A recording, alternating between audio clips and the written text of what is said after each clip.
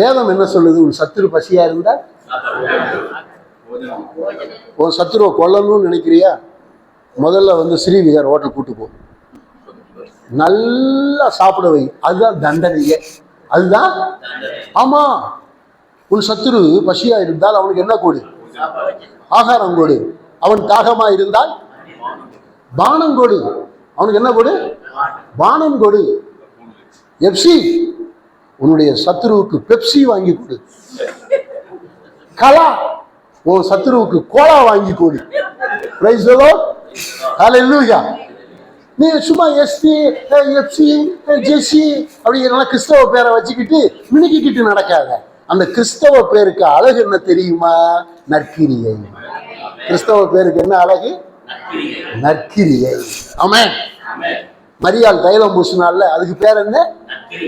நீயும் எடுத்து பூசு. பீரோவில் எடுத்து வச்சுக்கிட்டு இருக்கிற, பீரோவெல்லாம் வைக்காத. பூச்சி துருவெல்லாம் அரிச்சிடும். கோல்டை சும்மா வச்சு திறந்து பார்த்து அப்படியே சந்தோஷப்படாத. வித்து சர்ச்சை கட்டக்கூடு. ஒரு அல்லையா சொல். ஆமென். இயேசுனா நாளைக்கு வந்தா எல்லாம் இங்கதான் போட்டு போவீங்க இல்லையா?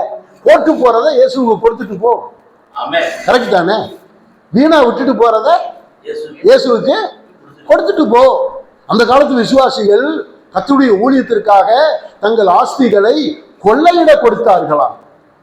எபிரேயர் 10:33-32 அப்படி வாசிக்கிறோம். தங்கள் ஆஸ்திகளை என்ன செய்தார்களாம்? கொள்ளையிட. என்ன அழகு வார்த்தை தெரியுமா? நீங்க எல்லாம் ஞாயிற்றுக்கிழமை சர்வீஸ் முடிஞ்ச உடனே பாஸ்டர்கிட்ட போய், பாஸ்டர் ப்ளீஸ் பாஸ்டர் 2 லாரி அனுப்பி எங்க வீட்டை கொள்ளையடிங்க பாஸ்டர், ஊழியத்துக்காக எங்க வீட்டை என்ன அடிங்க? கொள்ளையடிங்க. நான் வீட்டை திறந்து கொடுக்குறேன் பாஸ்டர், நான் ஒதுங்கி நின்றுக்கிறேன், என் வீட்டில் இருக்கிற எல்லாத்தையும் எடுத்துட்டு போய் வித்து ஊழியத்துக்கு யூஸ் பண்ணுங்க பாஸ்டர், என் வீட்டை ஒரு நாளைக்கு கொள்ளையடிங்க. ஒரு 3 விசுவாசி சொன்னா போதும். போகட்டும்ங்கிறேன். கத்தருக்கு தானே, அவர் சபையான கட்ட போறாரு. பாஸ்டர் இடம் வாங்க கூடாது, பாஸ்டர் பேர்ல சொத்து இருக்க கூடாது. ஒரு அல்லையா சொல்லு. நான் அப்படிதான் வாழ்றேன். என் பேர்ல 10 காசு சொத்து கிடையாது. ஆனா 25 கோடி சொத்து என்கிட்ட இருக்கு. ஆனா என் பேர்ல இல்லை. ஐயா வந்தார் எங்க வீட்டுக்கு. 1 ஏக்கர் இடம், 9 வீடு, பைபிள் ஸ்கூல்லாம் இப்ப கட்டிக்கிட்டு இருக்கிறேன். பெரிய சர்ச்சு, 80 அடி நீளம், 30 அடி அகலம். அவ்வளோ பெரிய சபையை கட்டி விட்டுருக்கேன். இன்னும் முடியலை. விசுவாசத்தில் போய் செஞ்சுக்கிட்டு இருக்கிறேன். நான் யாருக்கிட்டையும் சபை கட்டுறேன், அம்மா தாயே சபை கட்டுறேன், அம்மா தாயே சபை கட்டுறேன். இந்த இயேசுநாதருக்கு பிச்சை எடுக்கிற வேலையில விட்டுடு.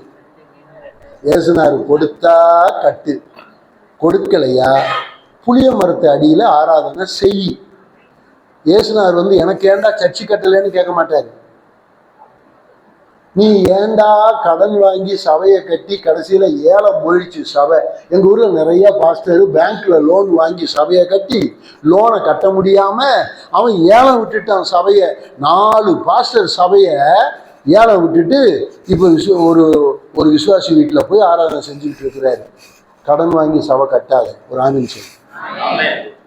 ஊழியம் யாருடையது? யாரு காசு தரணும்? கர்த்தர் தரலைன்னா கட்டாத. நானும் அப்படித்தான், காசு கொடுத்தா கட்டுறேன். இந்த பேச்செல்லாம் என்கிட்ட வேணாம். பேங்க்லாம் வாங்க மாட்டேன். ஊரா கேள்றா, உமக்காகலாம் பிச்சை எடுக்க மாட்டேன்.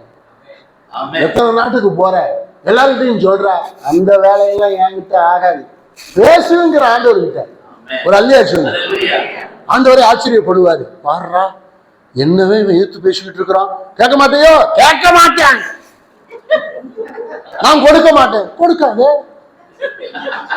நான் செய்யல. ஏண்டா செய்யல? நீர் கொடுக்கல.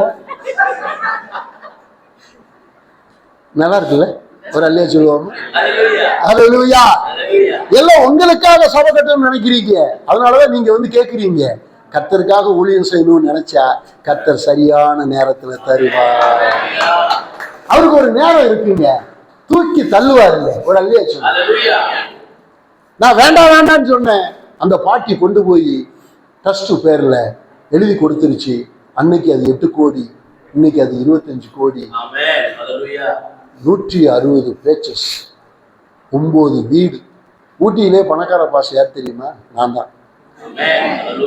ஆமாங்க, பணக்கார பாஸ்டர் நான் தான். மாசத்துக்கு 10 ஃப்ளைட் ஏறுறேன். எந்த பாஸ் ஏறாரு சொல்லு? ஆனா 10 காசு கிடையாது. ஃபெய்த்துங்க, ஃபெய்த். ஸ்ரீலங்கா மணி 2000 வச்சுட்டு இங்க வந்துருவாங்க தைரியமா. 10 ஈரோவை வச்சுக்கிட்டு பாரிஸ் போயிருக்கிறாங்க. 10 ஈரோ. துபாயில் ஒரு பெரிய சோதனை கத்தர் எனக்கு வச்சிருந்தார். 10 ஈரோ தான் இருக்குங்க. பாரிஸ் போய்கிட்டு இருக்கிறேன், துபாய் டிரான்சிட்டு. உட்கார்ந்துட்டு இருக்கிற ஒரு பிள்ளை பக்கத்தில் வர்றா, வாலிப பிள்ளை. அவ, சார் உங்ககிட்ட I want talk with you sir. Yes அப்படின்னு பக்கத்தில் உட்கார்ந்தவ, நான் வந்து மால்டீவ்ஸ் போயிருந்தேன் சார், என் பெட்டி ஹேண்ட்பேக்கு எல்லாத்தையுமே திருடிட்டாங்க. என் பேண்ட் பாக்கெட்டில் பாஸ்போர்ட்டு டிக்கெட் இருந்ததுனால நான் இப்போ ட்ராவல் பண்ணுறேன். ஆனால் பாரிஸில் இறங்கி எங்கள் வீட்டுக்கு போகணும். ட்ரெயின் சார்ஜ் வந்து 7 ஈரோ 50 காசு. I want 10 zero sir please அப்படின்னா. அடப்பா, 10 ஈரோ என்கிட்ட இருக்கிற, நான் எப்பயுமே 200-300 ஈரோலாம் கையில் வச்சுருப்பேன், 500 ஈரோலாம் நான் கையில் வச்சுருப்பேன். ஆனால் அன்னைக்கு நீ என்கிட்ட எவ்வளோதான் இருக்குது? 10 ஈரோ தான் இருக்குது. இவ வேற, please sir I want to 10 ஈரோ சார்னா. ஆவியானவர், என்னடா கொடுக்குறியா இல்லை வச்சுக்கிறியா? நான் கொடுக்குறேன் ஆண்டவரே. எடுத்தேங்க, எடுத்து அவங்ககிட்ட